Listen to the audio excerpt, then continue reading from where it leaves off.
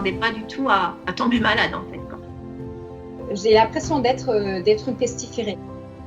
J'ai passé 2 semaines où j'ai dormi. J'ai jamais eu cette tension et ce sentiment d'impuissance surtout.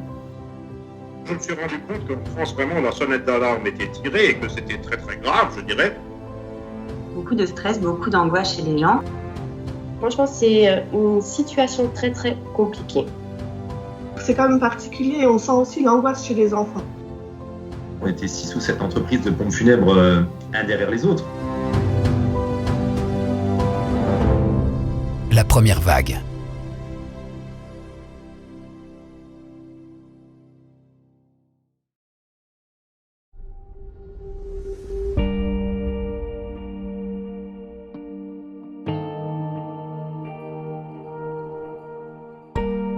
Petite Rosselle, le 13 mars 2020. Il y a 75 ans, jour pour jour, la ville était libérée de l'occupation allemande. Il y a 75 ans, jour pour jour, on quittait les bunkers et une forme de confinement. Mais l'heure n'est pas aux célébrations, ni aux réjouissances. L'ambiance est calme, et même étrange dans la commune. Les Rossellois, comme tous les Français, comprennent peu à peu qu'il va falloir affronter un ennemi nouveau, un virus.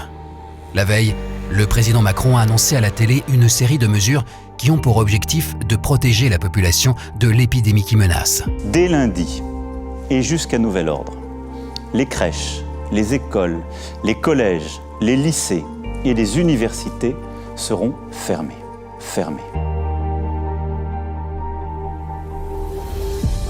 Ce vendredi 13, les cars scolaires sont venus chercher les collégiens pour les ramener chez eux. Ils ne reviendront pas avant plusieurs semaines. Deuxième intervention télévisée. Le Premier ministre impose aux bars, cafés et restaurants de baisser leurs rideaux. À Petite Rosselle, ce dimanche 15 mars, Chrono Pizza est le dernier restaurateur à être encore ouvert. La vie économique s'arrête, mais la vie politique, apparemment, peut continuer. Les opérations de vote se dérouleront comme prévu et je sais que les Français démontreront à cette occasion leur calme, leur civisme et leur capacité à respecter les règles que nous avons édictées pour leur sécurité. Les gestes barrières deviennent la norme. Des distances entre les votants, du gel hydroalcoolique, des gants pour certains, des masques parfois, du jamais vu dans les bureaux de vote rossellois. Gaetano Signa a été le premier adjoint au maire pendant 12 années et il envisage à présent de prendre la place de Gérard Mittelberger qui a décidé de ne pas se présenter. Je ne suis pas sûr que tous les Français ont pris conscience du coronavirus, mis à part depuis hier soir où Édouard Philippe a pris la parole. C'est vrai qu'aujourd'hui, on est devant nos responsabilités, il s'agit de les prendre en main. Je pense que les gens qui n'ont pas trop de problèmes viendront voter parce que c'est un devoir citoyen et puis c'est l'avenir de la ville aussi qui est en jeu. Et je pense que l'abstention sera plus importante que d'habitude quand même. Et Gaetano Signa a vu juste. Seulement 37% des Rossellois inscrits sur les listes électorales se rendront aux urnes aujourd'hui. Sa liste s'appelle « Agir pour Rosselle » et elle affronte Nouvelle Dynamique, une liste menée par un nouveau venu dans la vie politique locale, Eric Federspiel, qui ce matin semble particulièrement fatigué et parle d'une toute petite voix.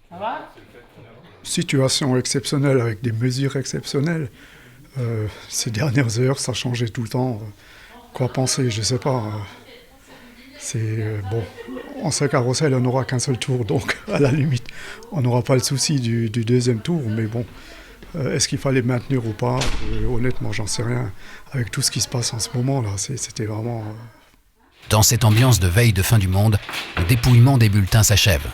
Les résultats sont proclamés à l'extérieur de la mairie. Agir pour Rosselle, 758 voix. Nouvelle Dynamique, 762 voix. Donc est élue Nouvelle Dynamique.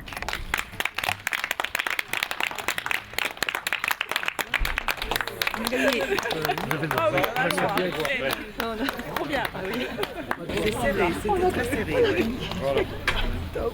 Génial, hein? Du coup, la pression, elle relâche. Le dénouement du scrutin est inédit. Après recomptage, ce ne sont pas 4 voix, mais seulement 3 voix qui séparent les 2 candidats et donnent la victoire à Eric Federspiel. Je continue à dire que je suis fier de Petite Rosselle.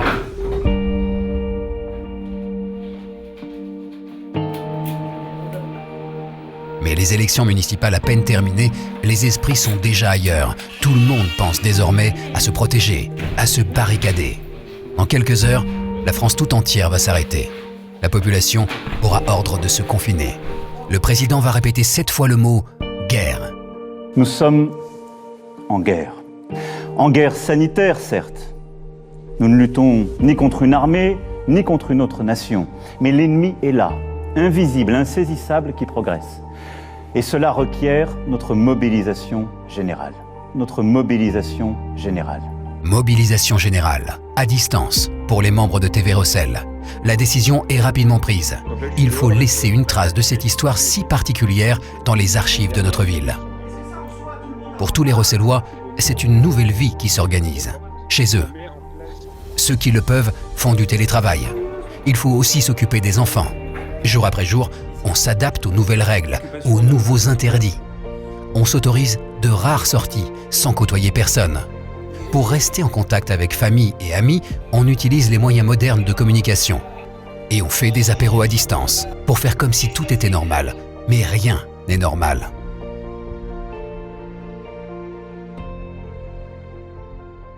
Ce qui est difficile, c'est de ne pas pouvoir sortir, d'être là, de tourner en rond un peu. Entre jardinage et voilà, peinture, un peu bricolage, travaux manuels, des trucs comme ça, bon, j'ai pas le choix, donc bon, après, oui, on s'y fait, on est bien obligé, oui.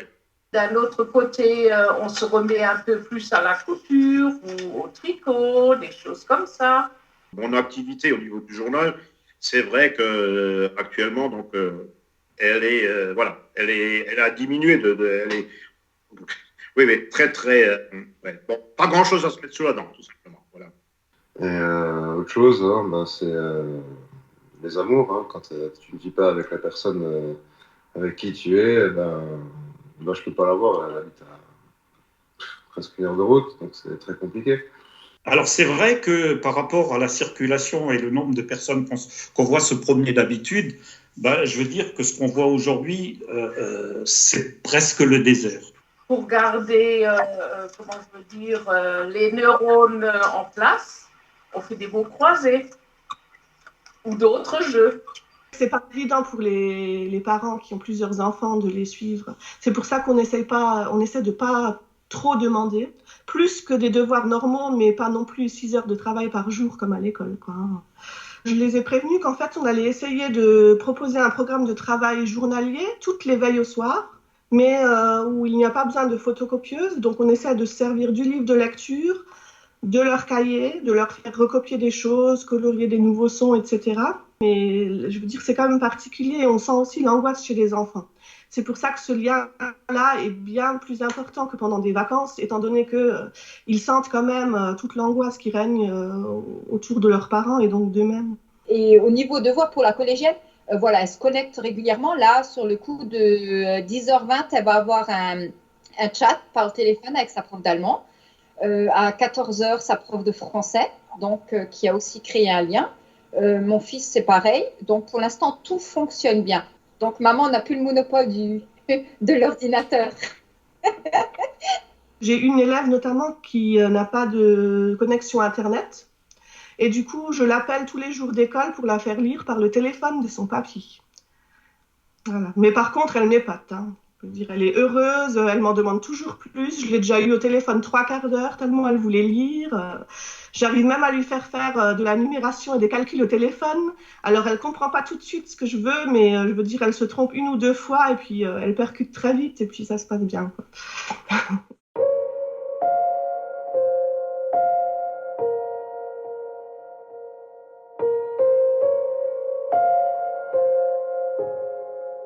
Ces images de rues désertes et calmes cachent une réalité bien différente.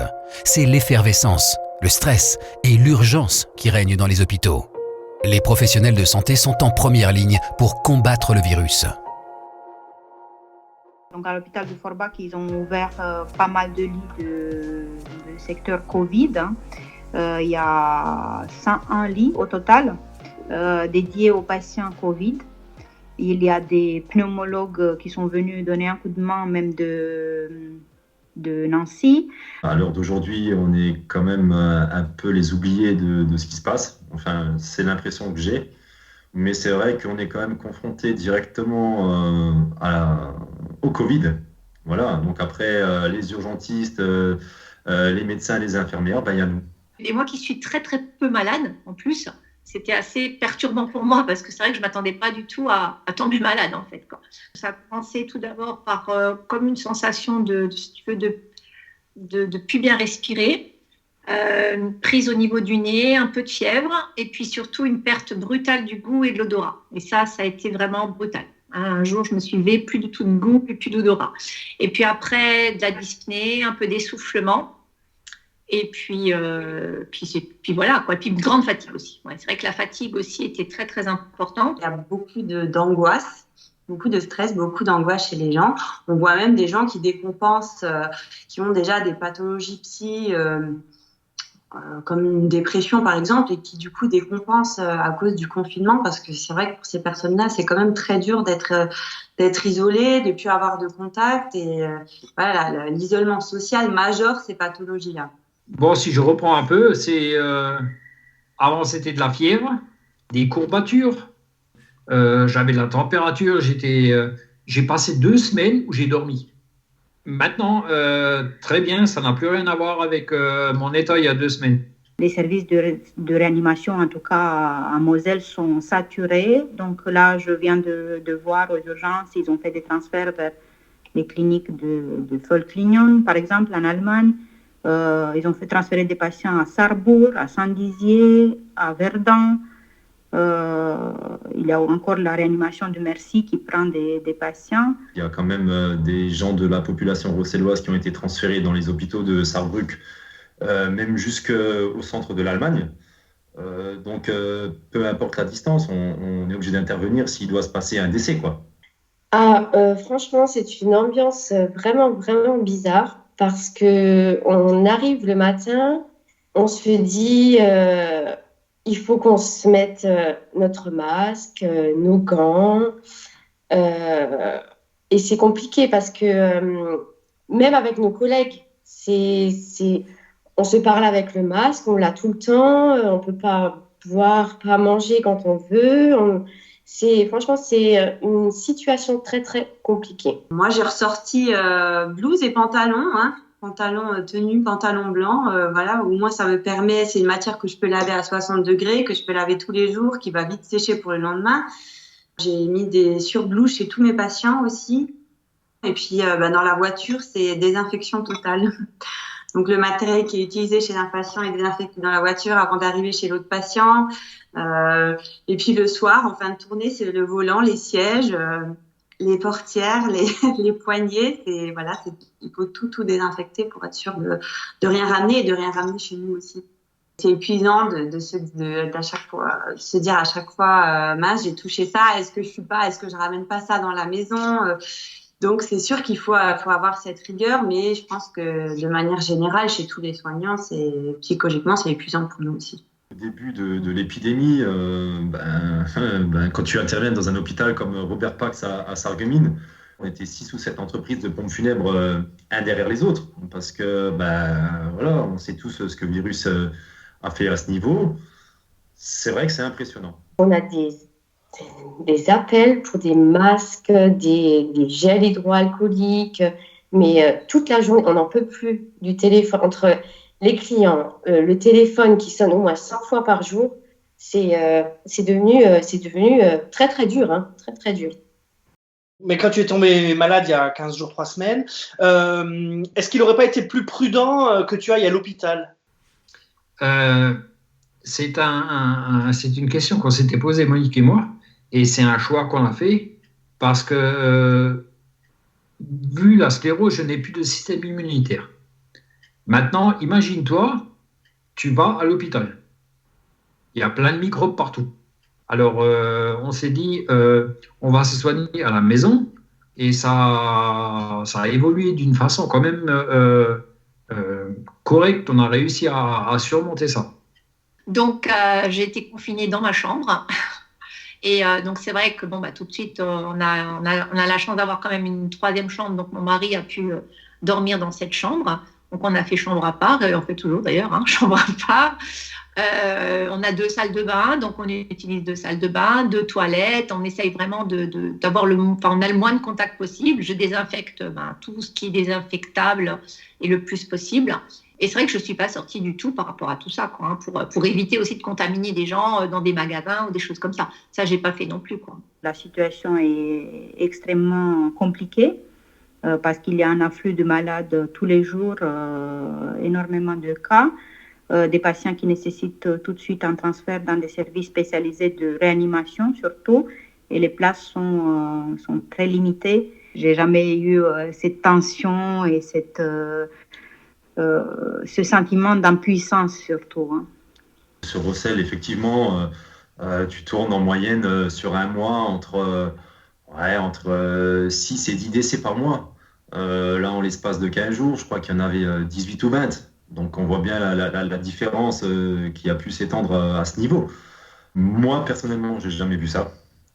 Quelque chose d'une telle ampleur, non, absolument pas. Pour les équipes, c'est pas évident. Mais je trouve qu'ils ont quand même du moral et qu'ils continuent à se battre. Quelquefois, les gens sont égoïstes, en fait. Ils pensent qu'à eux et ils se disent, tant que moi, j'ai ce qu'il faut, les autres, mais pourquoi vous ne me vendez pas 5 boîtes de Doliprane? Mais parce qu'on ne peut pas, il faut qu'il y en ait pour tout le monde. Je pense qu'il y a quand même une peur d'être en pénurie de médicaments, alors que pas du tout. Et après nous, écoute, c'était simple, c'était tu récupères le corps, tu n'as plus le droit de l'habiller, tu n'as plus le droit d'accueillir les familles à la morgue parce que la morgue est fermée, les cimetières sont fermés, le crématorium n'accepte plus donc les familles pour les deuils. C'est super compliqué d'amener en fait les gens à faire leur deuil correctement. J'ai mis en place un appareil photo en haut à la morgue où les personnes qui ne peuvent plus assister, je leur fais systématiquement une photo de la présentation du corps sous la décoration. Je ne suis pas un professionnel de la photo, mais on fait comme on peut. Voilà. J'ai eu des collègues qui ont été contaminés, ouais. Alors, c'est quelquefois quelques petits symptômes ou quelquefois couché, fatigué, de la fièvre, des diarrhées, vraiment, voilà.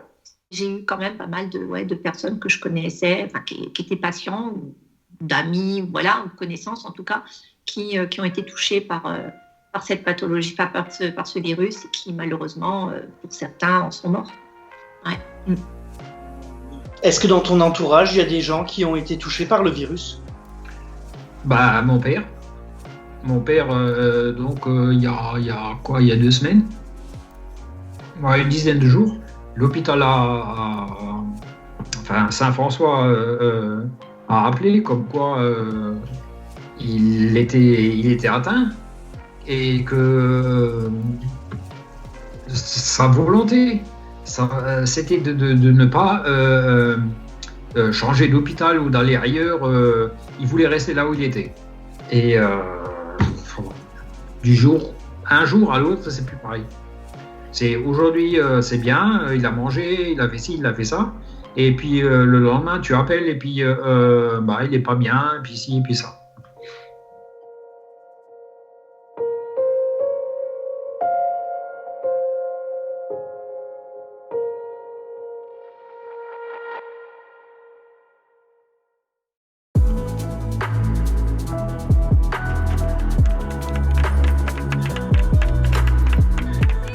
Pendant toute la période du confinement, les Rossellois ont exprimé leur reconnaissance envers le personnel soignant en l'applaudissant chaque soir. D'autres initiatives ont également vu le jour, comme par exemple la confection de gâteaux destinés aux équipes médicales, à l'EHPAD Les Peupliers ou encore aux établissements spécialisés de la ville. D'autres personnes, comme Kevin, ont choisi d'aider des voisins en se rendant pour eux au supermarché et en leur livrant leurs courses à domicile. De nombreuses couturières se sont lancées dans la confection de masques pour elles-mêmes comme pour leurs proches. Sur Internet aussi, on a fait preuve de générosité en participant à une cagnotte en ligne destinée à financer du gel hydroalcoolique pour tous nos professionnels de santé. Très belle initiative et une très belle démarche et on profite pour remercier tous les gens qui se sont mobilisés et qui ont généreusement contribué à cette action. On est quand même en cheville aussi avec l'ASBH qui a mis en place un service de façon à ce que les personnes les plus nécessiteuses, que ce soit en termes financiers, en termes de se retrouver seules, etc., puissent être livrées. On a eu des dons de gel de douche, toutes sortes des affaires de toilette pour les patients. Donc ça, je trouve extraordinaire. Et il y a beaucoup d'entreprises qui livrent des croissants au personnel, des saucissons par exemple, ou je sais pas, toutes sortes des attentions qui sont bien sûr bienvenues, ils font plaisir au personnel soignant. Je suis vraiment contente et ça me fait vraiment plaisir de voir qu'il y ait autant d'initiatives, autant de gens qui se proposent, autant dans la démarche d'aider à les plus aînés, et à faire des courses, toutes ces petites attentions-là. Si j'avais une chose à rajouter, ce serait ça, de dire que je suis vraiment contente de voir que les gens puissent trouver des ressources et puissent être unis comme ça dans un moment aussi difficile, et parce que beaucoup en ont vraiment besoin. Je les en remercie beaucoup parce que ces initiatives citoyennes montrent quand même que la solidarité existe et que, contrairement à ce qu'on peut croire à certains moments, lorsque tout va bien, chacun est dans son coin, chacun se recluse sur soi-même, là on s'aperçoit qu'il y a des personnes qui se mettent à disposition d'autres personnes. Une particularité de notre ville, c'est bien sûr sa situation géographique et ses 7 km de frontière avec l'Allemagne. De nombreux Rossellois se déplacent quotidiennement entre Petite-Rosselle, en France, et Grosse-Rosselle, en Allemagne. Une décision prise unilatéralement par les autorités allemandes a provoqué la fermeture pure et simple du pont qui unissait les deux communes, ce qui a causé un grand nombre de désagréments aux habitants, et en particulier aux travailleurs frontaliers. Le 27 mars, la frontière a été fermée, donc ce qui ne facilite pas la chose pour moi. Je travaille donc à Grande-Rosselle, c'est dans la Rosselstrasse. Et ce qui fait que de mon domicile à mon lieu de travail, j'ai un peu moins de 800 mètres à pied. Je suis actuellement salariée donc chez Rossmann à Grande-Rosselle. Donc arrivé samedi matin, je voulais me déplacer à mon emploi. Et ben là, on me laisse plus passer. Ça voudrait dire qu'au lieu de faire aller-retour 1,5 km à pied, je devrais passer par la Brême d'Or en voiture et ça ferait 50 km par jour, quoi. Donc sur le coup, mon mari était en liaison avec Monsieur Arendt, Christophe, en direct au téléphone. De là, il a mis 4 minutes à descendre en voiture. C'est bien simple. Et en essayant de me défendre un peu et défendre tous les frontaliers qui habitent aux environs et qui n'arrivent pas à passer par leur palbillet pour aller travailler. Ça fait maintenant 10 jours qu'on travaille au plus haut niveau de l'État français et de l'État allemand, au-dessus du niveau régional de la Sarre, pour essayer de régler cette situation pour que Petite-Rosselle et Grande-Rosselle, qui sont en fait qu'une seule ville, soient à nouveau libres de circulation. Parce que je le répète, c'est autant des Allemands qui habitent chez nous que des Français qui habitent chez nous, qui sont aujourd'hui entravés dans leur vie quotidienne et empêchés d'aller travailler, alors qu'on a besoin que le travail continue pour soutenir notre économie et pour soutenir l'effort de guerre dans lequel nous sommes. On passe quand même un petit... la tête par la fenêtre pour voir ce qui se passe au niveau de la douane. Oh, oui, ils sont armés, ceux-là. Il y a quand même toujours un peu d'animation. Ce matin, il y avait encore la police, il ne laisse passer personne. Mais la persévérance du député Arendt a porté ses fruits, puisque la frontière rosselloise a été partiellement réouverte à partir du mercredi 1er avril. Pour l'instant, effectivement, seuls les travailleurs frontaliers peuvent repasser la frontière. En dehors de toute autre personne, à savoir des personnes qui pourraient vouloir aller acheter en Allemagne, pour l'instant ce n'est toujours pas autorisé. Par contre, la deuxième étape que l'on est en train de mettre en place, c'est d'essayer de faire en sorte que les Rossellois puissent continuer comme auparavant à aller faire leurs courses en Allemagne. Ça tue le commerce aussi. Hein, il y a beaucoup de gens qui passent la frontière tous les jours, pas pour le boulot, mais pour aller faire leurs courses, hein, aller mettre de l'essence, acheter des cigarettes. Je ne pense pas que ce soit plus dangereux d'aller faire ses courses à 500 mètres ou même 1 kilomètre à pied d'ici que de prendre la voiture et de se trouver à Forbach dans la grande ville et dans la foule. C'est un gros marché et tu le vois déjà, Grande-Rosselle, c'est pas ville morte, mais il y a beaucoup moins de monde. Hein. Avec le maire de Grande-Rosselle, avec notre député, nous avons essayé de faire remonter des choses dans la mesure où on demande aux gens de se déplacer le moins possible. Aujourd'hui, les Rossellois sont obligés d'aller faire leurs courses à Forbach. Donc sur une distance 8 fois plus grande que ce qu'ils avaient au préalable. On a parlé de notre pont frontière en haut lieu, à Berlin comme à Paris. La secrétaire d'État chargée des Affaires européennes, Amélie de Montchalin, s'est même déplacée jusqu'à nous pour se rendre compte par elle-même de l'absurdité de la situation. Et malgré tous les efforts déployés par les élus français, l'Allemagne est restée sourde à leur demande et a refusé d'ouvrir ses frontières avant la date du 15 juin, soit près de 3 mois après leur fermeture. Les zones frontalières, c'est les endroits qui ont vécu très durement ce confinement parce qu'elles ont vécu les règles françaises et les conséquences des règles allemandes. Donc c'était un peu le double confinement. La secrétaire d'État a tout de même tenu à rappeler que l'Allemagne avait fait preuve d'une très grande solidarité vis-à-vis du Grand Est, en accueillant de nombreux malades français dans ses hôpitaux, quand les nôtres étaient à saturation. Mais malgré tout, l'absence de coopération entre les deux pays voisins au sujet des frontières risque de laisser un goût amer et d'entacher la belle amitié franco-allemande. J'ai l'impression d'être une pestiférée. Actuellement, d'avoir la peste, alors que je vais travailler dans un pays où j'ai plus de chances d'attraper le virus que chez moi à la maison. Nous, on est les Träger, tu vois, c'est nous qui ramenons le virus en Allemagne. C'est juste le fait de manque de respect. J'ai déjà vécu il y a 15 jours exactement aujourd'hui lundi par une vendeuse du Aldi qui a dit comme quoi nous les Français on devrait rester à la maison avec notre virus. Donc je l'ai pas mal pris mais j'étais blessée intérieurement on va dire. Moi j'étais toujours pour cette Europe en fait.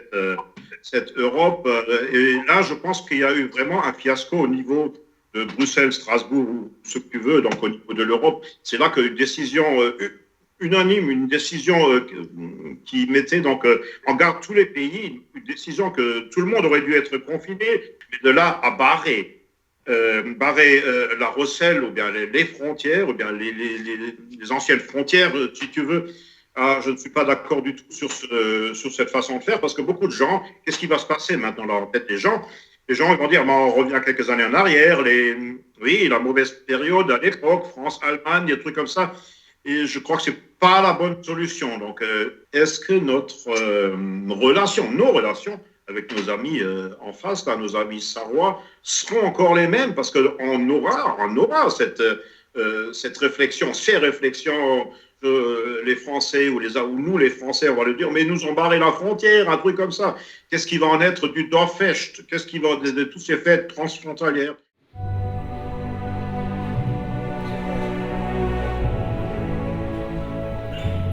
Près de 30 000 communes françaises ont élu une nouvelle équipe municipale dès le premier tour des élections.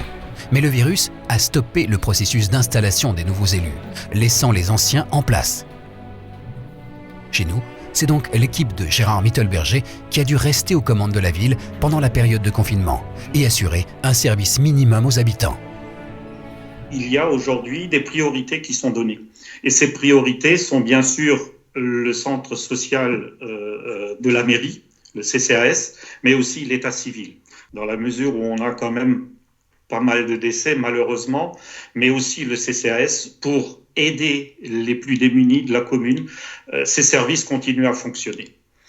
Certes, la mairie est fermée, c'est le standard qui répond, et en fonction des demandes, on essaie de trouver des solutions aux problématiques qu'ont certains habitants de la localité. Et on a d'un autre côté le service technique, c'est-à-dire le service voirie, qui lui aussi fonctionne tous les matins par équipe de 2. Chaque jour, il y a 2 autres personnes qui parcourent la ville, qui, enlèvent les détritus, et ça, malheureusement, ça continue à exister.